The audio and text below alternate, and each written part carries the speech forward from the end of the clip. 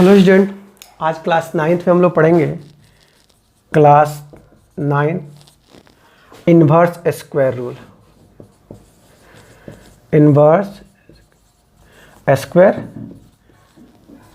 Rule, ठीक है। Inverse square rule कहता है जो फोर्स होगा वो इन्वर्सली प्रोपोर्शनल होगा स्क्वायर ऑफ टाइम के। क्या होगा? फोर्स जो होगा वो इन्वर्सली प्रोपोर्शनल होगा स्क्वायर ऑफ टाइम के, ठीक है। इसी चीज़ को हम लोग को प्रूव भी करना है। तो सबसे पहले लिखेंगे इस इन्वर्स स्क्वायर रूल होता क्या है, ठीक है। Inverse square rule,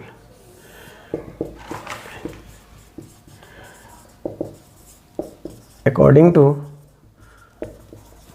this rule. अभी रूल क्या कहता है ये लिखेंगे, the force between two bodies is inversely proportional to the square of its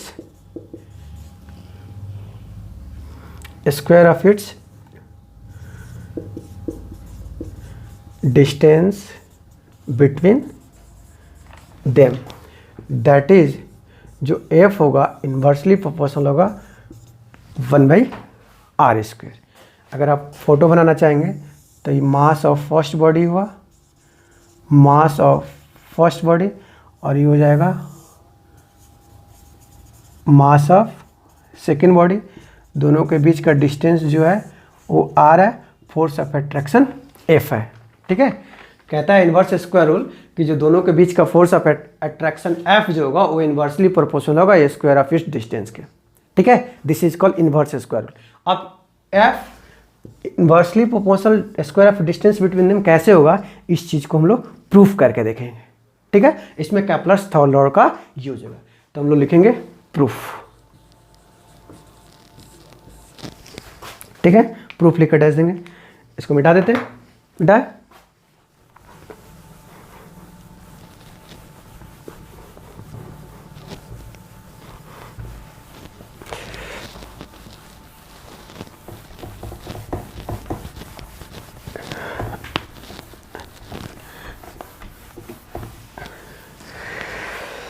देखेंगे, let us consider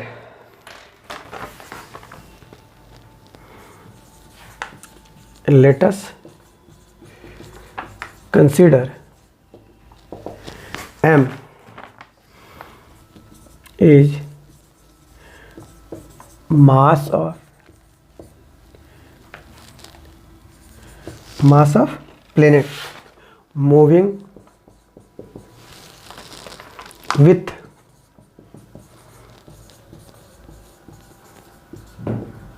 speed v in a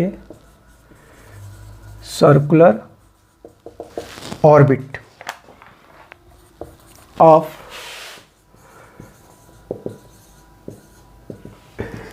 radius r around the sun। मतलब कोई एक प्लेनेट है, उस सन के अराउंड मूव कर रहा है, ऑर्बिटल पाथ में दोनों के बीच का डिस्टेंस जो है r है, मास m है, ठीक है। देन सेंट्रीपिटल फोर्स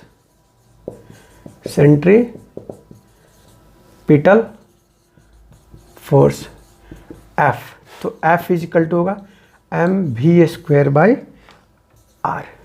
क्या हो जाएगा? mv²/r। सेंट्रीपिटल फोर्स मतलब सेंटर की तरफ वर्क करता है, सेंट्रीफ्यूगल फोर्स बाहर की तरफ वर्क करता है। कोई दिक्कत? सेंट्रीपिटल फोर्स सेंटर की तरफ वर्क करता है, ठीक है। अब यहाँ देखिए कांस्टेंट क्या क्या है, मास कांस्टेंट है, क्योंकि मास कभी चेंज नहीं होगा, तो फिर या F directly proportional v²/r, equation first. Here m is equal to mass of planet, क्योंकि मास कांस्टेंट हो रहा है, आपको पता है कि कांस्टेंट चीज हटेगा तो कोई ना कोई प्रोपोर्शनल आएगा, या प्रोपोर्शनल हटेगा तो कोई ना कोई कांस्टेंट टर्म आएगा। तो यहाँ से मास हटा, मास कांस्टेंट टर्म है, तो ये क्या हो गया, प्रोपोर्शनल आ गया। कोई दिक्कत? चलिए लिखिए इसको, ठीक है, मिटाए। आगे और लिखेंगे इसको, इक्वेशन 1 कर लेंगे और याद रखेंगे।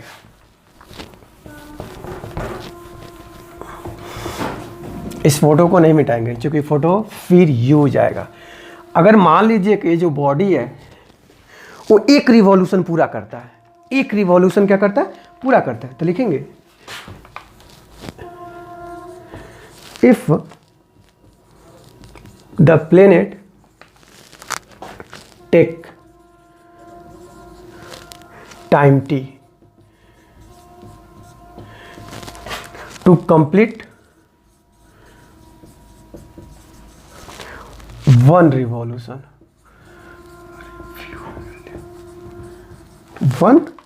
revolution around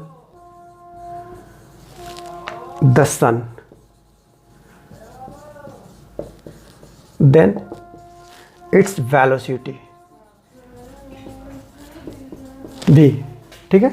तो v इज इक्वल टू क्या होगा, डिस्टेंस बाई टाइम, डिस्टेंस बटा टाइम, और यहाँ डिस्टेंस क्या होगा, सरकमफ्रेंस,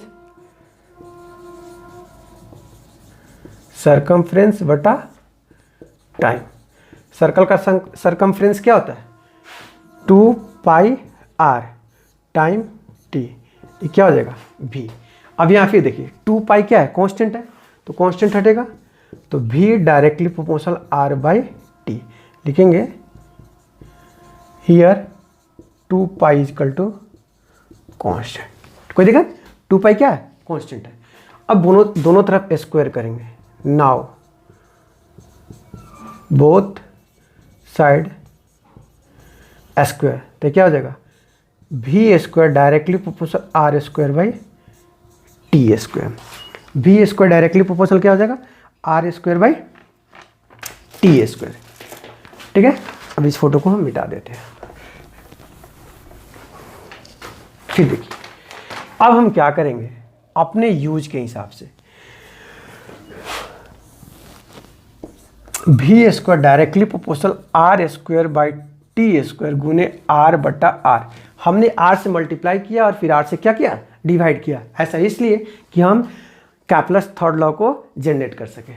तो जब हम इसको सॉल्व करेंगे तो v square directly proportional r cube by T square into 1 by r, यार यहाँ गुना होगा तो r क्यूब हो जाएगा, और इसका वैल्यू कांस्टेंट होता है, तो v square directly proportional 1 by r। इसको इक्वेशन कुछ नाम दे देते हैं, कितना इक्वेशन है, 2 दिए थे।